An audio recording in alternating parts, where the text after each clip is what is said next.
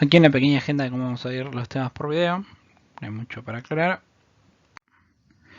En este primer video vamos a hablar sobre el equilibrio químico en sí, o sea, el concepto de qué tipo de proceso vamos a considerar que está en equilibrio químico, realizar un análisis termodinámico de sistemas que se encuentran en esta situación y finalmente desde el análisis definir dos conceptos claves, el avance de reacción y la constante de equilibrio.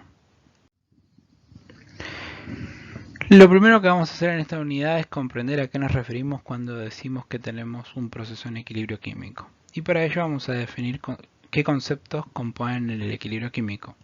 Como sabemos, en una reacción participan más de un componente. Y en todo sistema multicomponente vamos a tener distintas propiedades intensivas y la que más nos va a interesar, al menos para esta unidad, va a ser la fracción molar de cada componente, que representa la cantidad relativa del componente en el sistema. Por lo tanto, diremos que el sistema se encuentra en equilibrio material si la fracción molar de cada componente se mantiene constante durante el tiempo. Cuando hablamos de procesos en equilibrio, siempre nos referimos a un equilibrio termodinámico, lo cual implica que tanto el proceso considerado como el proceso inverso tienen que ocurrir a la misma velocidad. Pensemos en el caso del cubo de agua que analizamos en la clase de potencial químico. En la condición de equilibrio, cuando el potencial químico en ambas fases era el mismo, la velocidad de fusión es la misma que la velocidad de congelamiento, y por eso dijimos que no hay transferencia neta de masa, lo cual no es lo mismo a decir que sea un proceso totalmente estanco.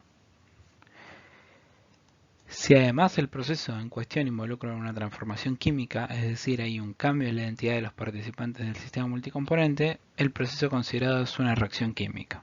Reacción química es el proceso capaz de dar lugar a la formación de especies de cierta naturaleza, productos a expensas del consumo de especies de otra naturaleza, reactivos.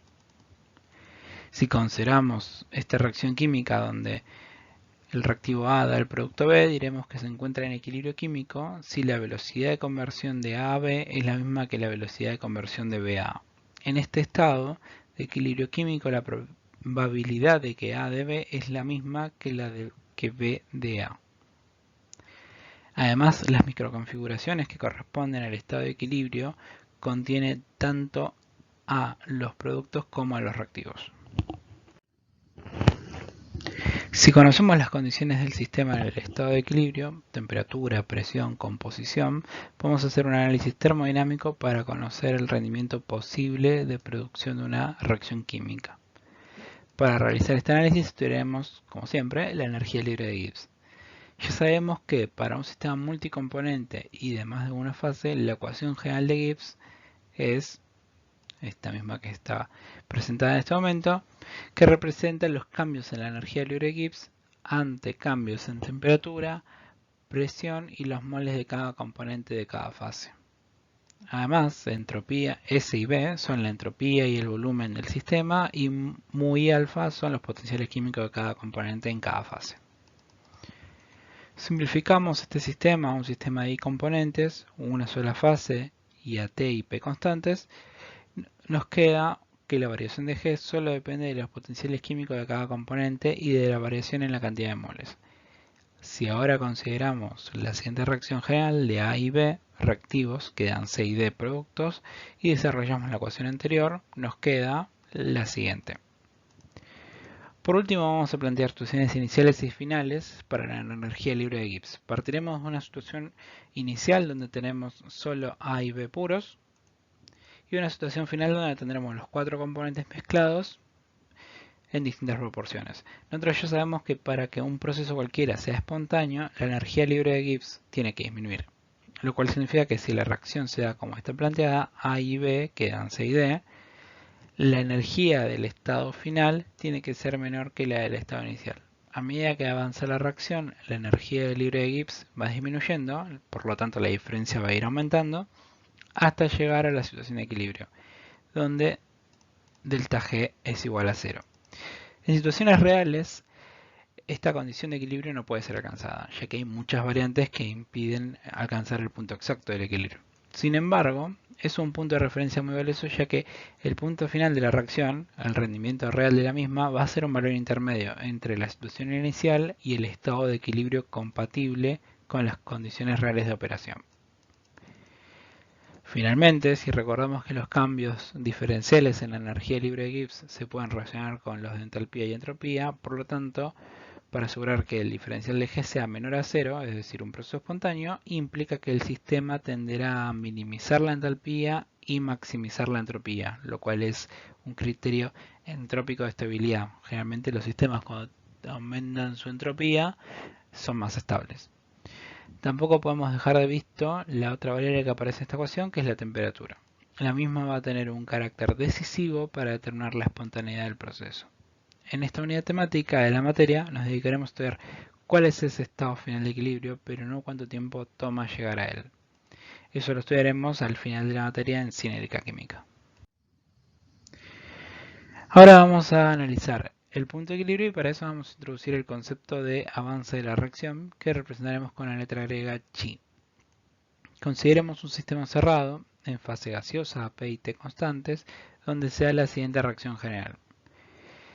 Para poder analizar la variación de la energía libre de Gibbs con la ecuación que vimos antes y ahora vamos a exponer, tenemos que por calcular el cambio en el número de moles de cada componente.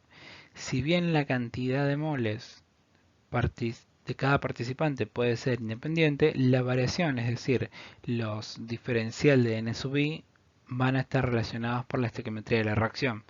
Por lo tanto, vamos a definir la siguiente variable que va a ser la única para toda la reacción y es el avance de la reacción. El avance de la reacción es la variable que determina qué cantidad de moles de reactivos se han transformado en productos, según la reacción química tal como está escrita partiendo desde los reactivos. El avance de la reacción es una constante proporcionalidad, es el mismo para todos los intervenientes de la reacción, ya sean productos o reactivos, es el mismo valor numérico. Tiene dimensiones de cantidad de materia, es decir, de moles, y no cambia en función de qué componente estemos analizando. La diferencial del avance de la reacción la podemos escribir según la siguiente ecuación, donde nu sub i, lo que está en el denominador, es el coeficiente estequiométrico de cada una de las especies, en nuestro caso A, B, C y D, y por convención para reactivos se toma que el coeficiente estequiométrico es negativo y para productos es positivo. Entonces en nuestro caso sería menos A, menos B, C y D. Si la reacción avanza en el sentido en el que está escrita, es decir, si se da de manera espontánea, diferencial de n sub i para reactivos va a ser negativo, ya que se consumen los moles de reactivo, y diferencial de n sub i para productos va a ser positivo. Por lo tanto, el diferencial del avance de la reacción siempre va a ser positivo. Si integramos esta ecuación entre chi igual 0, es decir, el momento de mezcla de los reactivos, y chi, un momento cualquiera, el momento en el que la reacción avanza 8 moles, en esas condiciones los moles del componente I son Ni0 o Ni en el momento inicial y Ni, N sub i respectivamente. Si desarrollamos la integral, la cual es muy sencilla, obtenemos la siguiente expresión para el avance de la reacción, en el cual si lo analizamos llegamos a conclusiones similares. Si la reacción avanza en el sentido que la planteamos, el avance de la reacción siempre es positivo. Reemplacemos en la ecuación del diferencial de la energía libre de Gibbs, diferencial de n sub i, por la expresión del avance de la reacción. De esa manera nos va a quedar el potencial químico de cada componente multiplicado por el coeficiente estequiométrico y por el diferencial del avance de la reacción. Como esto último es único, podemos sacar factor común y lo que nos queda dentro del paréntesis lo podemos agrupar como la sumatoria de los potenciales químicos por los factores estequiométricos de la reacción para cada uno de los componentes. Esta sumatoria es equivalente al delta G molar de la reacción y por lo tanto, igualando ambos términos, vemos que el delta G molar de la reacción es igual a la derivada parcial de G con respecto al avance de la reacción. Vamos a definir ahora otro parámetro que es de utilidad, que es el grado de avance, que no es más que el avance de la reacción, pero normalizado a los moles iniciales del reactivo limitante. Recordemos que normalizar implica dividir por un valor de referencia, en este caso los moles iniciales del reactivo limitante, ya que el avance nunca podrá superar ese valor. Por lo tanto, el grado de avance, chi' es chi sobre el número de moles iniciales del reactivo limitante. Es importante notar que el grado de avance tiene un rango acotado entre 0 y 1 cuando la reacción ocurrió y 1 cuando se consumió completamente el reactor limitante, y que además el avance de la reacción no es adimensional mientras que el grado de avance sí lo es. El siguiente gráfico es una curva esquemática de la energía libre de Gibbs del sistema en función del avance de la reacción. El mismo muestra cómo varía la energía libre de Gibbs del sistema multicomponente para cada avance de reacción. Recuerden que cada avance corresponde a una composición distinta y esta varía, y por esto varía la energía libre de Gibbs. En este gráfico en particular, los reactivos tienen menor energía que los productos, pero esto no debería ser la generalidad. En el extremo izquierdo del gráfico tenemos la situación de los reactivos A y B puros. En este punto el avance de la reacción es cero. A medida que avanza la reacción, chi aumentará y la energía libre de Gibbs disminuirá hasta alcanzar un mínimo. Esto también coincide con lo que ya sabemos del potencial químico. Recordemos que delta G es una diferencia entre el potencial químico entre dos estados. Entonces siempre el sistema va a tender a evolucionar hacia el estado donde minimice su potencial químico. Lo mismo ocurre si parto de la reacción opuesta, o sea, desde C de puros. En el punto del mínimo, la pendiente de la recta tangente es nulo. Esto lo podemos analizar tanto por la definición de la derivada como por la definición de que para un proceso esté en equilibrio, el delta G tiene que ser cero. Notemos que el único punto que habla del equilibrio de este gráfico es justamente el que está marcado, o sea, cuando el avance de la reacción es el del equilibrio. El resto de los avances de reacción son situaciones que no están en equilibrio. Ya conocemos cómo es la variación de la energía libre de Gibbs con respecto al avance de la reacción. Ahora nos interesa encontrar una expresión para reemplazar los potenciales químicos por valores que podamos medir fácilmente. Como dijimos que nuestro sistema es en fase gaseosa, para cada gas podemos plantear que el potencial químico sigue la siguiente expresión. Reemplazando la expresión del potencial químico para cada componente, en la primera ecuación del delta G de la reacción podemos llegar a esta expresión, donde podemos separar los términos para que nos queden todos los potenciales químicos estándar por un lado, los muy DAGA, y todos los términos logarítmicos por el otro. La sumatoria de los potenciales químicos estándar multiplicados por los coeficientes estequiométricos es el delta G DAGA de la reacción, es decir, la variación estándar de la energía libre de Gibbs en la reacción. Considerando esto, podríamos escribir la ecuación como la siguiente expresión. Recordemos que el producto de un logaritmo es la suma de los logaritmos. En la situación de equilibrio, el delta G de la reacción es igual a 0 y por lo tanto, como ya vimos antes, va a corresponder a un avance de reacción en equilibrio y por lo tanto a una composición de equilibrio, lo cual nos lleva a que la fugacidad de cada componente es en esa situación la del equilibrio. Reemplazando estas condiciones en la ecuación anterior, llegamos a la definición de la constante termodinámica de equilibrio que corresponde a la productoria de las fugacidades en este estado, elevados a los coeficientes estequiométricos. Notemos que en la ecuación también está P DAGA, que se mantuvo desde el inicio de la demostración en la definición del potencial químico. Si bien a la hora de los cálculos no afecta porque P DAGA es igual a un bar, es importante no dejar de tenerla en cuenta porque es lo que hace que la constante sea siempre dimensional, lo cual es una condición necesaria ya que la constante, como ven, es el argumento de un logaritmo.